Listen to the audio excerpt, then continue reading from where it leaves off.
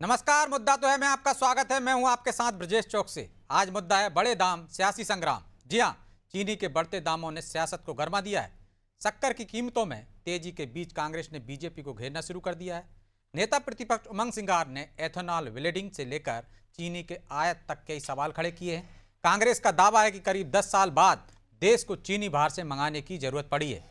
लेकिन इस पूरे मामले में एक और सवाल अहम है, आखिर चीनी के दाम अचानक इतने क्यों बढ़े? क्या बाजार में सप्लाई का दबाव है? क्या त्योहारी मांग बढ़ गई है?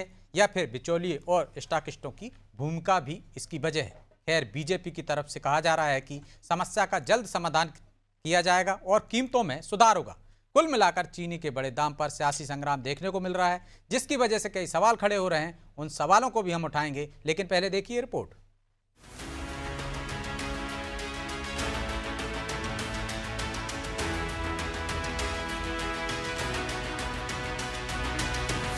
चीनी के बढ़ते दाम पर सियासी जंग, त्योहारों की मिठास पर राजनीति का रंग। त्योहारों का मौसम है, रक्षाबंधन आने को है, लेकिन इस बार मिठाइयों की मिठास पर चीनी के बड़े दामों का असर दिखे या ना दिखे, इसको लेकर सियासी रंग जरूर दिखने लगा है। दरअसल कांग्रेस को फिर बीजेपी को घेरने के लिए एक नया मुद्दा मिल गया। नेता प्रतिपक्ष उमंग सिंगार ने बढ़ती कीमतों को लेकर बीजेपी पर सीधा हमला बोला। उन्होंने आरोप लगाया कि एथेनॉल ब्लेंडिंग की नीति के चलते गन्ने और चीनी का इस्तेमाल दूसरी तरफ बढ़ा और अब करीब एक दशक बाद देश को चीनी का आयात करना पड़ रहा है। सिंघार का कहना है कि इसका सीधा असर त्योहारों पर पड़ेगा। मिठाइयाँ महंगी होंगी और आम आदमी के लिए त्योहारों पर मुंह मीठा करना भी मुश्किल हो सकता है। कि जब आपको डॉलर बचाना था तो आपने बोला कि यहाँ पे इथेनॉल बनना चाहिए देश के अंदर। इथेनॉल बनना चालू हुआ तो युवाओं की जेनजीज की गाड़ियां खराब होना चालू हो गई। आज 10 साल के बाद शक्कर आपको इंपोर्ट करना पड़ रही बाहर से। मतलब पहले आप डॉलर बचाने के लिए डीजल पेट्रोल इंपोर्ट की बात करते थे और आज शक्कर कर रहे हो, तो बात तो एक ही हो गई। तो आज आपने युवाओं की गाड़ियां भी खराब करी और त्योहार पे मूड खराब किया। लेकिन चीनी की कीमतों की कहानी सिर्फ एथेनॉल तक सीमित है या फिर इसके पीछे की सप्लाई, स्टॉक और बाजार की दूसरी कड़ियां भी जिम्मेदार है। बाजार में एक सवाल ये भी उठ रहा है कि चीनी की कीमतों में अचानक आई तेजी में बिचौलियों और स्टॉकिस्ट की भूमिका आखिर कितनी है? उत्पादन से लेकर थोक बाजार और फिर रिटेल तक कीमतों का अंतर कितना बढ़ा, इसकी पड़ताल भी अब जरूरी हो गई है। इधर बीजेपी की तरफ से भी इस पर कहा जा रहा है कि कीमतों में आई तेजी का समाधान जल्द निकलेगा और इस दिशा में प्रक्रिया जारी है। देश को समाधान बहुत जल्दी मिलेगा और ये जो समस्या हमें दिखाई दे रही है, ये कुछ ही दिनों में इसका समाधान हो जाएगा, जो मैं समझता हूँ। कुल मिलाकर चीनी की कीमत सियासी मुद्दा बनती नजर आ रही है। कांग्रेस एथेनॉल से लेकर आयात तक के मुद्दे को जोड़कर बीजेपी को घेर रही है, जबकि बीजेपी का दावा है कि जल्द स्थिति में सुधार होगा। लेकिन असली सवाल अब ये है कि चीनी के बहाने कांग्रेस पॉलिटिकल माइलेज लेना चाह रही है और क्या बीजेपी के पास इस मुद्दे से निपटने का कोई प्लान है? खैर, इन सवालों के जवाब भी आने वाले दिनों में ही मिलेंगे। ब्यूरो रिपोर्ट, अन्नाडू टीवी।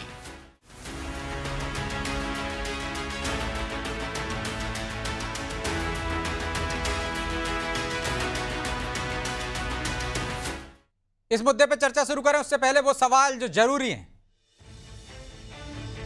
पहला सवाल, क्या वाकई महंगाई चरम पर है या कांग्रेस इसे मुद्दा बना रही है? दूसरा सवाल, क्या सिस्टम की नाकामी से दाम बढ़े और क्या त्योहार से पहले राहत मिलेगी?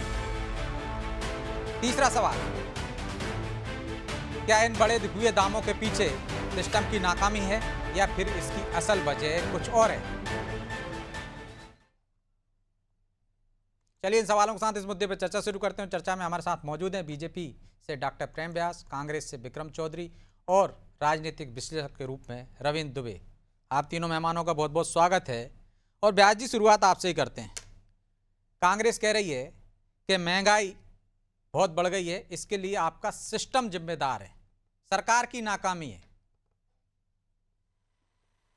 रजत जी, मैं तो उमंग सिंघार साहब को सुन रहा था। उन्होंने कहा कि जब आपको डॉलर बचाना था तो आपने इथेनॉल पे काम करना चालू कर दिया, आपने ब्लेंडिंग पे, गन्ने पे काम चालू करना कर दिया, तो डॉलर क्या बीजेपी को बचाना था? क्या वो राष्ट्र हित के लिए नहीं था जो निर्णय लिया गया? तो मुझे लगता है कि एक पार्टी वो है सिर्फ जो अपने हित के निर्णयों को ही ध्यान में रखती है। अगर डॉलर बचेगा तो देश की अर्थव्यवस्था पे उसका सकारात्मक प्रभाव पड़ेगा, और इसीलिए इथेनॉल ब्लेंडिंग की बात की गई थी। अब मुझे वो जो कह रहे थे युवाओं की गाड़ी, अरे हाई कोर्ट सुप्रीम कोर्ट तक कह चुका है कि आप बताइए ना कौन सी गाड़ी खराब हुई इथेनॉल के कारण। 2014-15 से लगभग 20% मिक्स करके आ रहा है, और राहुल गांधी जी जो वीडियो बना रहे थे बाद में देखा कि उसमें इथेनॉल लिखा हुआ था, उस गाड़ी की प्लेट पर ही इथेनॉल लिखा था। तो किस तरह की भ्रांतियां फैलाई जाती है। दूसरी तरफ लगभग 31 लाख टन के बराबर गन्ने से इथेनॉल उत्पादन उपयोग में किया गया, ये आंकड़ा आया है सामने। उसका सीधा कारण ये था कि हम डॉलर भी बचाना चाहते थे, आत्मनिर्भर भी होना चाहते थे, और पर्यावरण संरक्षण के लिए जो सरकार कदम उठा रही है उसको आगे बढ़ाना चाहते थे।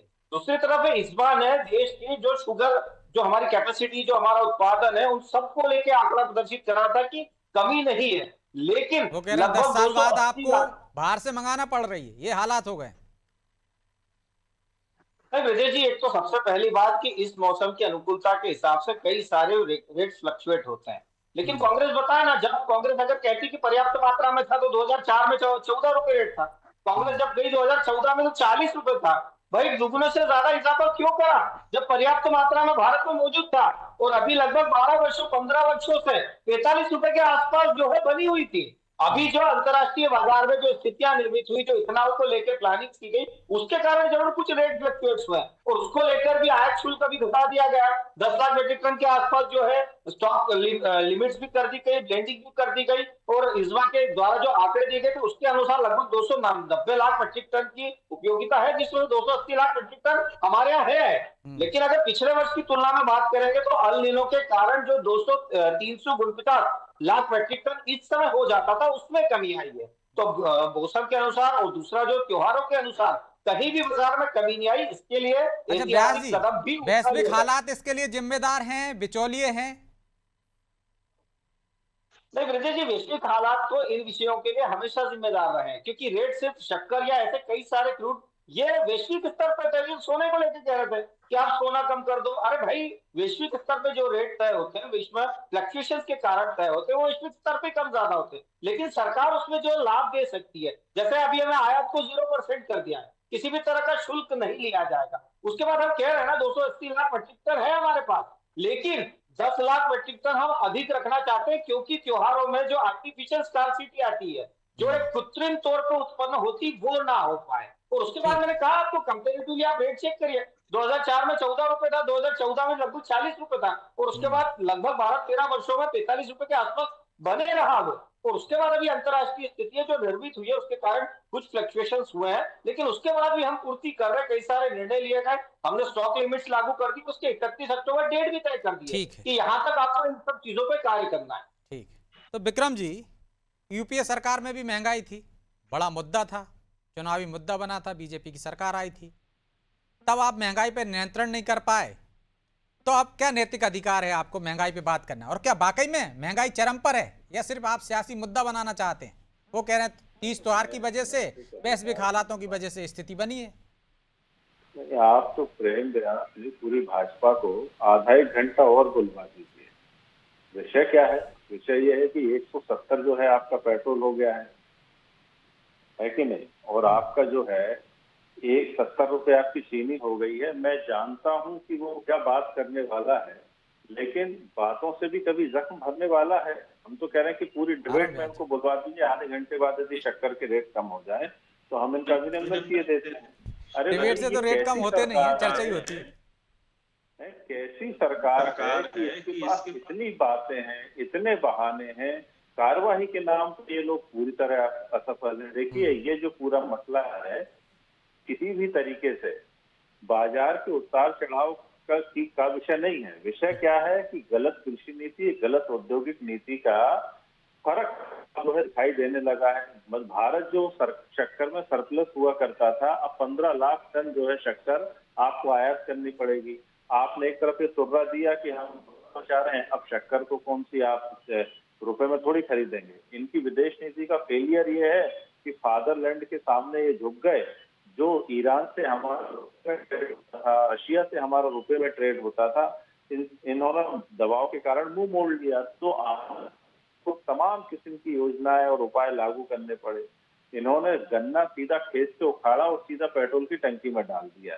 ये भूल गए कि इसके बीच में बहुत कुछ होता है, इसको पॉलिसी पैरालिसिस, पॉलिसी फेलियर कहते हैं। यहाँ तक भी हम सहमत थे, लेकिन अब आप देखिए आम भ्रष्टाचार का नतीजा कि एक मंत्री का बेटा इथेनॉल सप्लाई कर रहा है, मुनाफा उसकी जेब में जा रहा है और पूरी देश की जनता जो है इस की कीमत चुका रही। 70 रुपए त्योहारों मतलब विक्रम जी, आप मान रहे हैं कि बिचौलियों के कारण ये स्थिति बनी है, जिसको रोकने में सरकार नाकाम रही? सर, बिचौलियों के कारण नहीं बनी है भाई, जो मांग और पूर्ति के नियम को सरकार कभी नहीं समझती है। आप मुझे बताइए, यदि कल खाद वितरण होगा तो फिर मारामारी, मूंग बेचने जाएंगे फिर मारामारी। 20 साल की सरकार, 12 साल की सरकार अनुमान नहीं लगा पाती है। इनको ये नहीं पता है कि यदि कंजम्पशन बढ़ रहा है, आपूर्ति भी बढ़ानी होगी। लेकिन शुगर मिल्स पे जो एक्स्ट्रा इन्होंने प्रेशर डाला है, तो अब शुगर मिल के मालिक क्या कर रहे हैं कि गन्ने से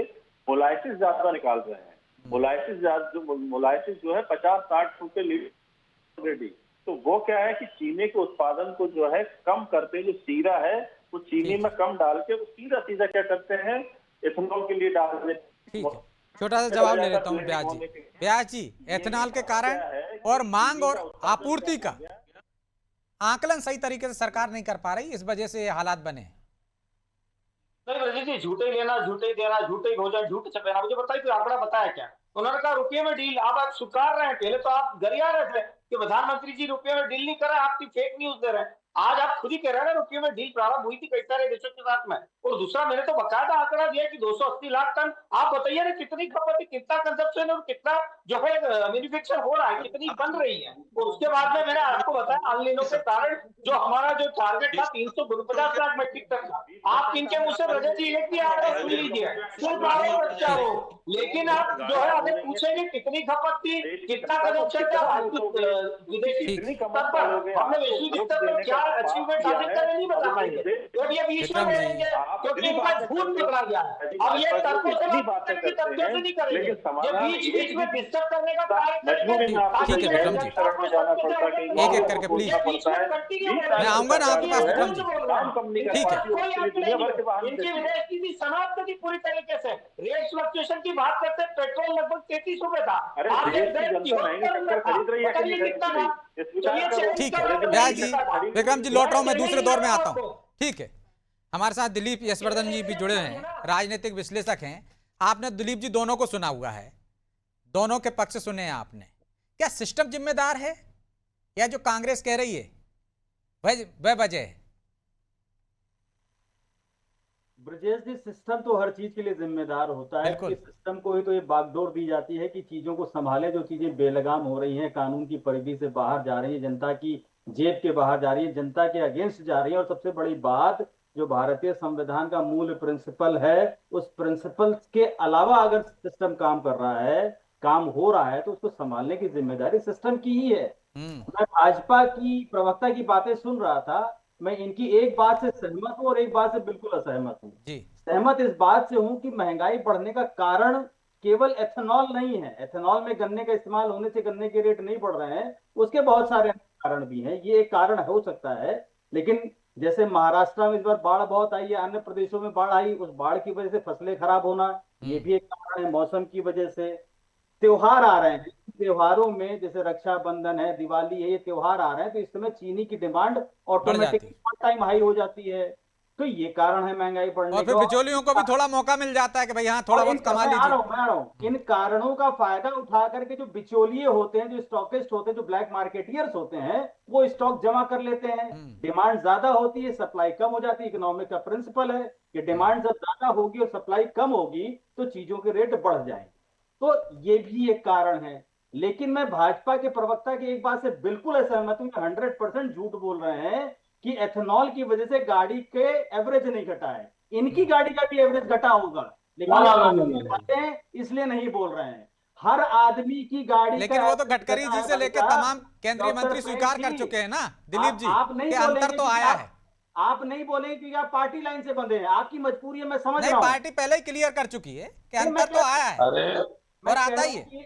ये पार्टी लाइन अरे ब्रजेश जी, समझ आदरणीय चौधरी जी ने कहा था गाड़ियां खराब हो गई, मैंने उसका जवाब दिया। नहीं साहब, आप बताइए गाड़ियां खराब हो गई क्या? गाना एवरेज का नहीं, गाड़ियां खराब हो गई ये कहा गया। हाँ, नेता प्रतिपक्ष ने कहा था कि गाड़ियां खराब हो रही हैं और त्योहार में लोगों गाड़ियां का खराब हो गई, मैंने उसका जवाब स्वाद दिया। खराब हो रहा है।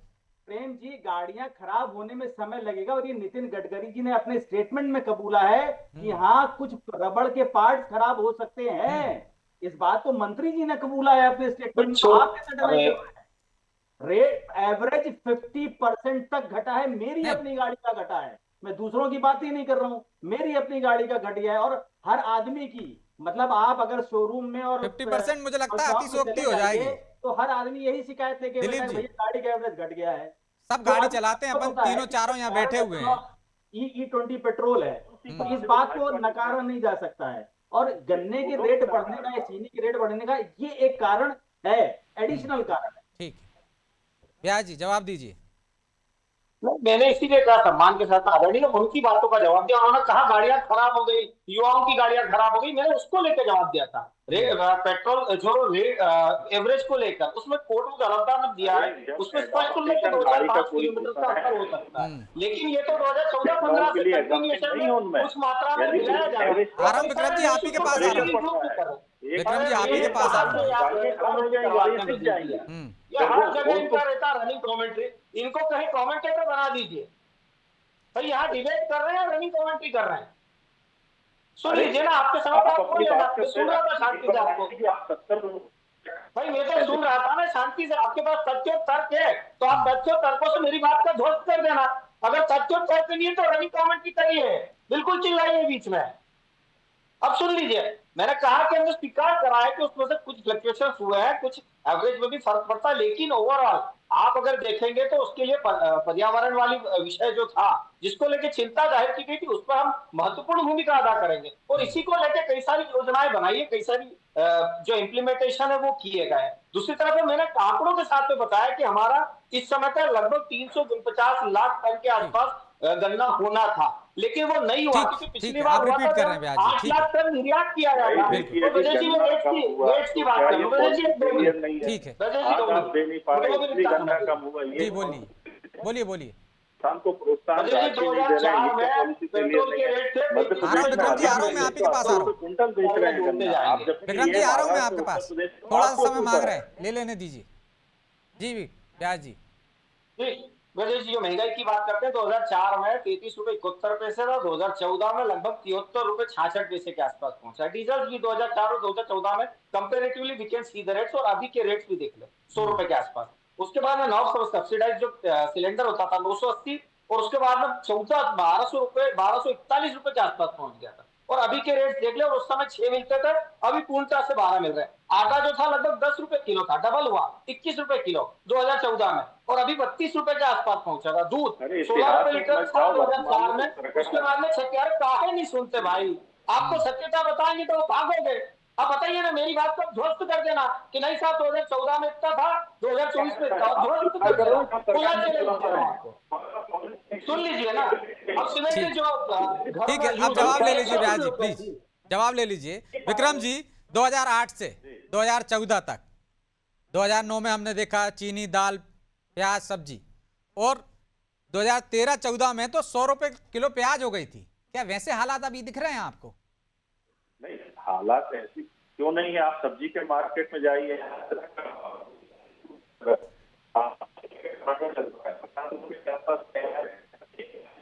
आपकी आवाज ये है कि महंगाई के तो आप कंपनसेट कैसे कर सकते हो? आपकी आवाज स्पष्ट नहीं आ रही विक्रम जी। आपने फिर शक्कर भी महंगी कर दी, आप करना क्या चाहते हो? तो बता रहे हैं ना दिलीप जी, मौसम, त्योहारी सीजन और वैश्विक हालात। नहीं सर, ये तो क्या, ये कोई अनोखी बात है क्या?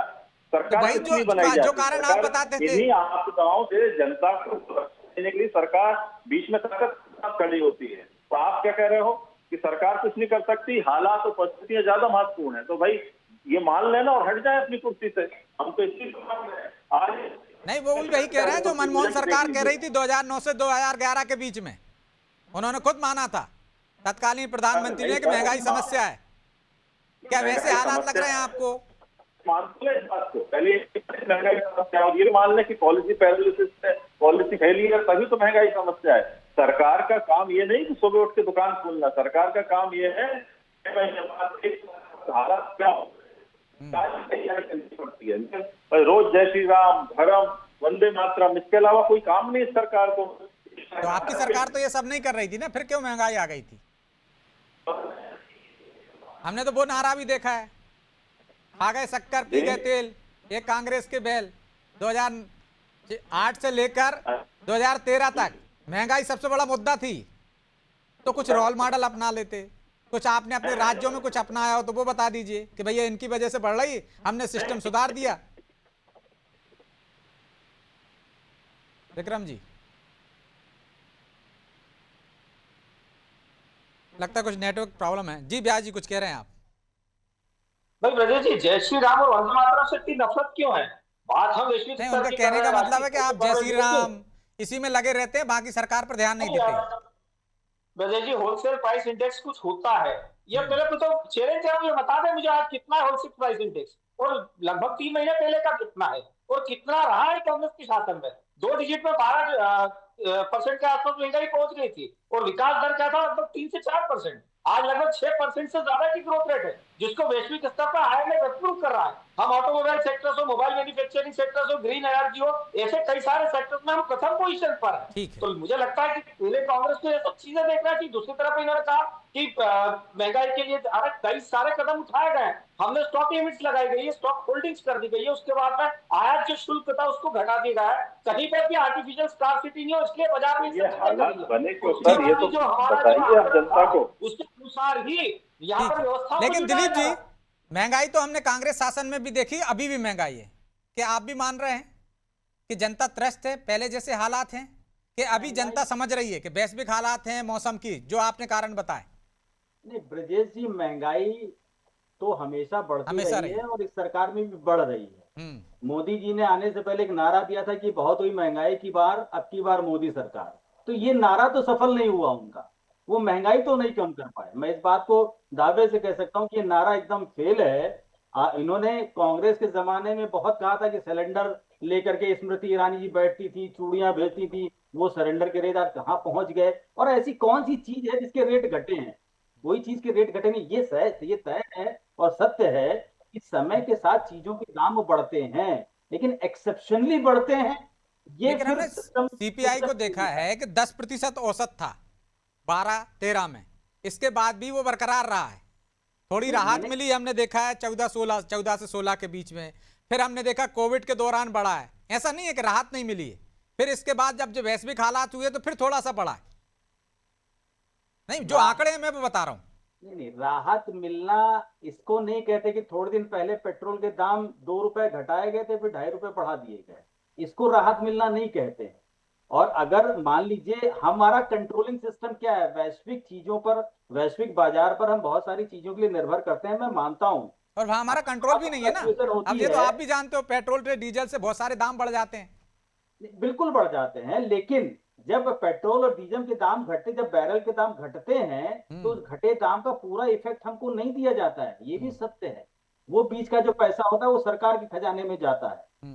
और बाकी जो ओवरऑल चीजें हैं, देखिए अगर वैश्विक बाजार पर हम डिपेंड करते हैं, उसकी फ्लक्चुएशन की वजह से हमारे देश में महंगाई घटती और बढ़ती है, मैं मानता हूं, और इसको कंट्रोल कर पाना किसी भी सरकार के बस की बात नहीं है, चाहे।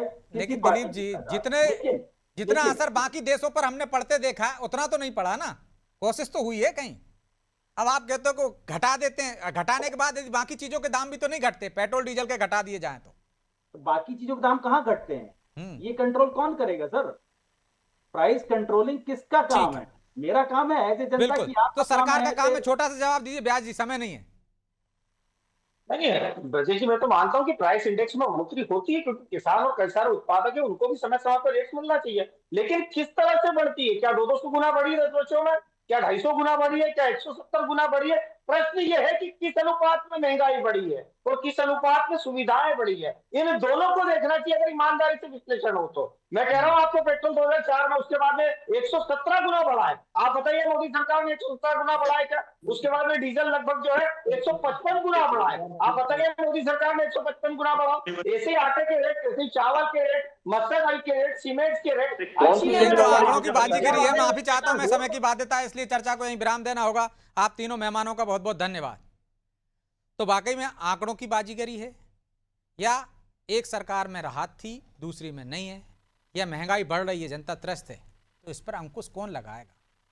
ये सरकार का काम है। और उम्मीद तो यही की जा सकती है कि सरकार जो जनता महंगाई की मार झेल रही है उस पर कहीं ना कहीं अंकुश लगाए, तब कहीं जाके ये जनता आप पर भरोसा करेगी। बहरहाल मुद्दा तो है, मैं इतना ही। मुझे दीजिए इजाजत और आप देखते रहिए अनाड़ी टीवी। नमस्कार।